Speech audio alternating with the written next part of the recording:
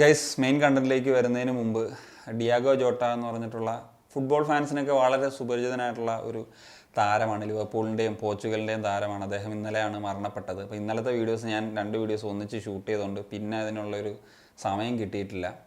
Jota എന്ന് പറയുമ്പോൾ ഇപ്പം എൻ്റെ യൂറോപ്പിലെ ഫേവറേറ്റ് ക്ലബ്ബിൽ കൂടി കളിക്കുന്ന പ്ലെയറാണ് ലിവർപൂളിൽ. പിന്നെ പോർച്ചുഗലിൻ്റെയും താരമാണ്, റൊണാൾഡോയ്ക്കൊപ്പം കളിക്കുന്ന വളരെ വേഴ്സറ്റൈലായിട്ട് അറ്റാക്കിങ്ങിലൊക്കെ കളിക്കുന്ന ഒരു പ്ലെയറാണ്. അപ്പം അദ്ദേഹത്തിൻ്റെ ഒരു മരണം തീർച്ചയായിട്ടും നമുക്ക് ഒരു അറിയാവുന്ന ഒരു ഫുട്ബോളർ മരിക്കുമ്പോൾ ഉണ്ടാകുന്ന ഒരു വിഷമം എല്ലാ ഫുട്ബോൾ ഫാൻസിനും ഉണ്ടായതുപോലെ നമുക്കൊക്കെ ഉണ്ടായിട്ടുണ്ടെന്നുള്ളതാണ്.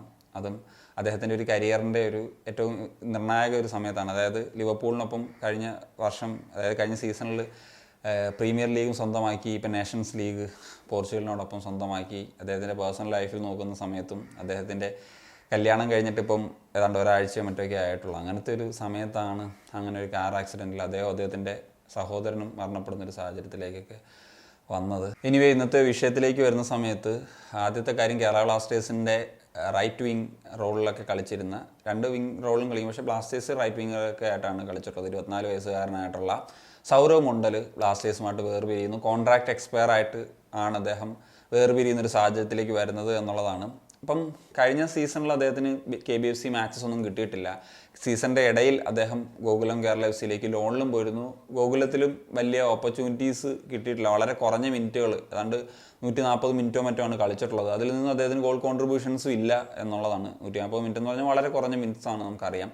അതിന് തൊട്ട് മുമ്പത്തെ സീസണിൽ അദ്ദേഹം നല്ല ഒരു ഇമ്പാക്റ്റ്, അതും സെക്കൻഡ് ഫേസ് കുറച്ച് മത്സരങ്ങളെ കളിച്ചിട്ടുള്ളൂ എന്നുള്ളതാണ് ഏറ്റവും പ്രധാനപ്പെട്ട കാര്യം. ഏതാണ്ട് 469 മിനിറ്റ്സാണ് ബ്ലാസ്റ്റേഴ്സിന് വേണ്ടി 23-24 സീസണിൽ കളിച്ചിട്ടുള്ളത്. അങ്ങനെ അദ്ദേഹത്തിന് 3 അസിസ്റ്റും ബ്ലാസ്റ്റേഴ്സിന് വേണ്ടി കോൺട്രിബ്യൂട്ട് ചെയ്യാൻ സാധിച്ചിരുന്നു.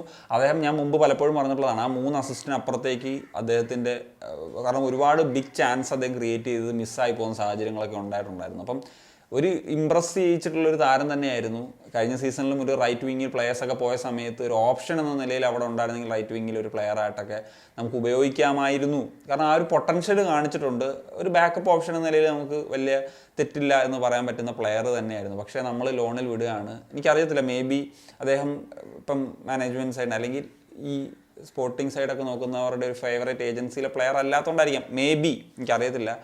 എന്താണെങ്കിലും അദ്ദേഹം ഈ സീസണിലേക്ക് വരുമ്പോൾ ക്ലബ്ബ് വിട്ട് തന്നെ പോകുന്നൊരു സാഹചര്യത്തിലേക്ക് വരുന്നു എന്നുള്ളതാണ്. എന്താണെങ്കിലും അദ്ദേഹത്തിനൊരു ബെറ്റർ ആയിട്ടുള്ളൊരു കരിയറൊക്കെ ഉണ്ടാവട്ടെ എന്ന് ആഗ്രഹിക്കുകയാണ്. അതുപോലെ നാഷണൽ ടീമിൻ്റെ കോച്ചായിട്ടുള്ള മനോല മാർക്കസ് പോയതിന് പിന്നാലെ ഇപ്പം ഓൾ ഇന്ത്യ ഫുട്ബോൾ ഫെഡറേഷൻ, അതായത് ഇന്ത്യൻ ഫുട്ബോൾ ഫെഡറേഷൻ ഒഫീഷ്യലി തന്നെ കോച്ചസിനെ ഹയർ ചെയ്യുന്നു എന്നുള്ള തരത്തിൽ ഒരു പോസ്റ്റ് അവർ സോഷ്യൽ മീഡിയ വഴിയൊക്കെ ഇട്ട് കഴിഞ്ഞു. അപ്ലൈ ചെയ്യാം, അതിനുശേഷം ഇൻ്റർവ്യൂസിൽ നിന്നൊക്കെ ആയിരിക്കും ആളെ തിരഞ്ഞെടുക്കുന്നത് എന്നുള്ളതാണ്. അതിന് കുറച്ച് ക്രൈറ്റീരിയാസൊക്കെ വെച്ചിട്ടുണ്ട്. അതായത് നാഷണൽ ടീമിലും ഒക്കെ ഒരു കോച്ചായിട്ട് എക്സ്പീരിയൻസ് ഉള്ളവരായിരിക്കണം, 10-15 വർഷങ്ങൾ കോച്ചിങ് എക്സ്പീരിയൻസ് ഉള്ള ഒരാളായിരിക്കണം, UEFA പ്രോ അല്ലെങ്കിൽ AFC പ്രോ ലൈസൻസ് ഹോൾഡർ ആയിരിക്കണം.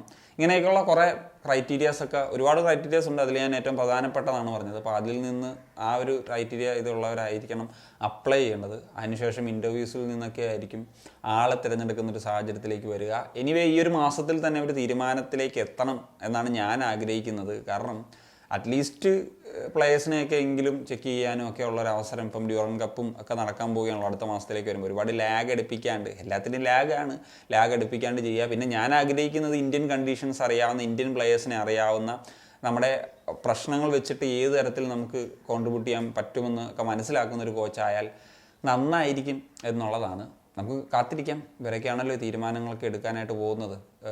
That's it. അപ്പോൾ പിന്നെ ഒരു ഡുവൽ റോളുള്ള ആളെ കൊണ്ടുവരാതിരിക്കുക, ഒരു കംപ്ലീറ്റ്ലി ഫോക്കസ് ചെയ്യാൻ പറ്റുന്ന ഒരാളെ തന്നെ കൊണ്ടുവരിക, അത്രയൊക്കെ ഉള്ളൂ. That's it. അപ്പോൾ നിങ്ങളുടെ ഒപ്പീനിയൻ സൂചന കമ്പോസ് ചെയ്യാൻ പറ്റുക. Signing off.